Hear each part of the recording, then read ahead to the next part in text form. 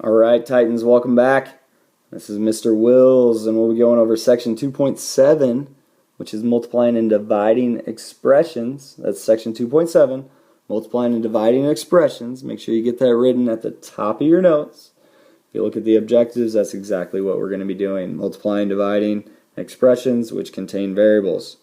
So hopefully we'll also be adding numbers correctly tonight as well. Let's go ahead and jump right into it. Little teaser question. See if you can find the area of the given rectangle. When you do this, think about how you find the area of a rectangle. Use that formula. One side's 2x, the other side is 3x plus 5. If you got to pause, see if you can think up an answer, go ahead. Otherwise, we're moving on. Here are some glossary terms for you. First one is x to the n. X to the n, this is an expression which is called a power. We call that a power. The entire thing is called a power.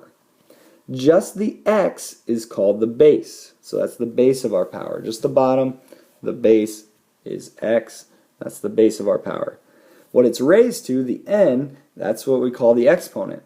And the exponent is the number of times the base appears as a factor. Okay, the exponent is the number of times the base appears as a factor. So let's take a look at this, and we're going to go a little old school with a little chalkboard action. Back when I was in high school, this is what we used every night. Okay, so if I have like 3 to the 5th power, the 5, that would be my exponent, and the 3, that would be my base. Okay, the 5 is the exponent, the 3 is the base. So 3 to the 5th, that power, I would take the base 3 and times it by 3, times 3, times 3, times 3, and I would multiply it out 5 times. So 3 to the 5th is actually 3 times 3 times 3 times 3. Okay, and then just another example here. If I had like x cubed, or x to the 3rd power, I take the base x times x times x times x 3 times. So you take that base times itself 3 times. That is what that whole power stuff means. Okay. For example, if I had like x times x, I could rewrite that as x squared. X is my base, and it's multiplied by itself twice. Okay. Just a couple things there on powers.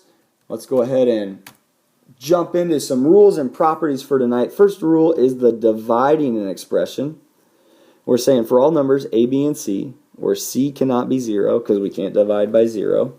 If we have a plus b divided by c, we can rewrite that as a divided by c plus b divided by c.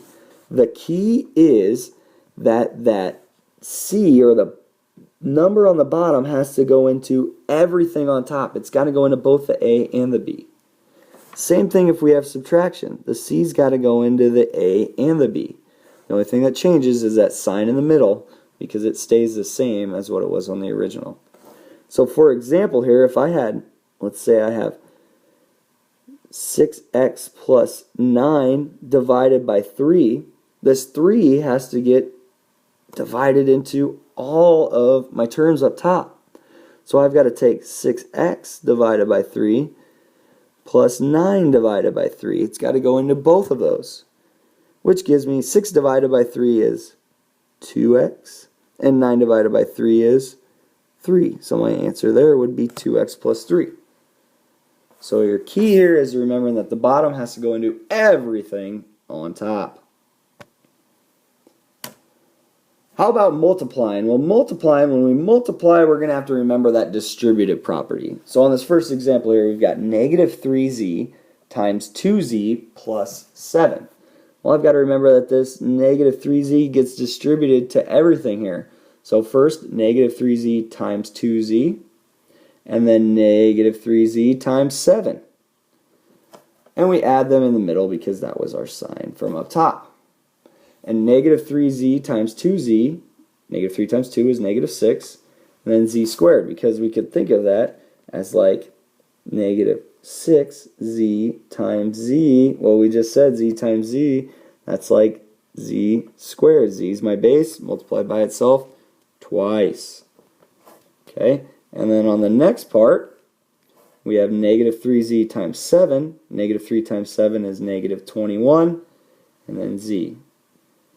So my final answer is negative 6z squared minus 21z. Another distributive multiplying problem here, a little more crazy. We've got 5x plus 9 minus 2 times x plus 3. Well, when I've got this minus in between, I'm going to think keep the 5x plus 9, change and change the negative 2. So moving down, I got 5x plus 9. Now instead of plus negative 2, I've got to distribute this 2 into both of these here. So negative 2 times x is negative 2x, and then negative 2 times 3 is negative 2 times 3. So I distribute it through there. And then simplifying, I get 5x plus 9 plus negative 2x, because I don't like minuses. And then negative 2 times 3 is a negative 6, so I make this plus negative 6. So this is just where those are coming from. Last steps to add like terms. 5x plus negative 2 is 3x. 9 plus negative 6 is 3. Final answer, 3x plus 3.